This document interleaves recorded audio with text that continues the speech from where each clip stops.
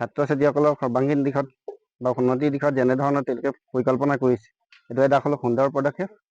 আৰু এনেধৰণে যদি ভৱিষ্যতেও বিভিন্ন ধৰণৰ যদি ব্যৱস্থা গ্ৰহণ কৰে, শিক্ষাৰ বাহিৰেও খেলা ধূলাৰ জগততে হওক বা বেতৰ পৰা যেনেধৰণৰ বিভিন্ন ধৰণৰ দ্ৰব্য সামগ্ৰী প্ৰস্তুত কৰিব পাৰি, তেনেকুৱা ধৰণৰ যদি প্ৰশিক্ষণ দিয়ে, তেতিয়াহ'লে ভৱিষ্যতে ছাত্ৰ ছাত্ৰীসকলৰ উন্নতি হ'ব। আমি আচলতে ডঙচুক প্ৰাথমিক বিদ্যালয়ৰ এখন অতি পিছপৰা অঞ্চল।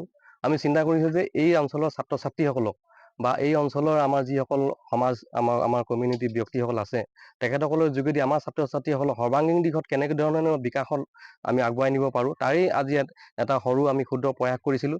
বৃত্তিমূলক আৰু ব্যৱহাৰিক শিক্ষাই আমি এই বয়ন শিল্পৰ ওপৰত গুৰুত্ব দিছিলোঁ।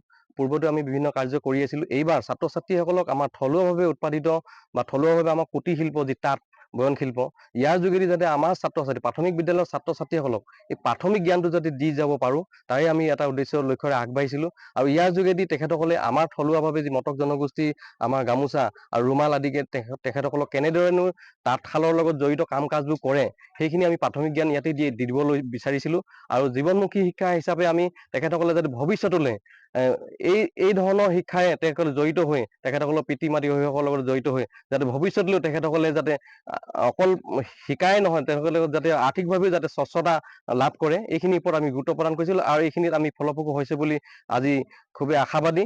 আৰু এইখিনি ক্ষেত্ৰত সহায় কৰিছে আমাৰ মাতৃ গোট, বিদ্যালয় পৰিচালনা সমিতি, আমাৰ অংগনবাদী কৰ্মী বিশেষকৈ নাম ল'ব লাগিব। আৰু আমাৰ মোৰ যিসকল সহকৰ্মী আছে, সহশিক্ষয়িত্ৰী আছে, তেখেতসকলৰ যোগেদি আজি এই কাৰ্যটি কৰা হৈছিল। আৰু ছাত্ৰ ছাত্ৰীসকলক ধন্যবাদ জনাইছোঁ। ছাত্ৰ ছাত্ৰীসকলে ইয়াত এই কাৰ্যটোত জড়িত হৈ খুব আনন্দ লৈছে আৰু তেখেতসকলৰ এটা ভেটি সুদৃঢ় হৈছে বুলি আমাৰ দৃঢ় বিশ্বাস। ধন্যবাদ।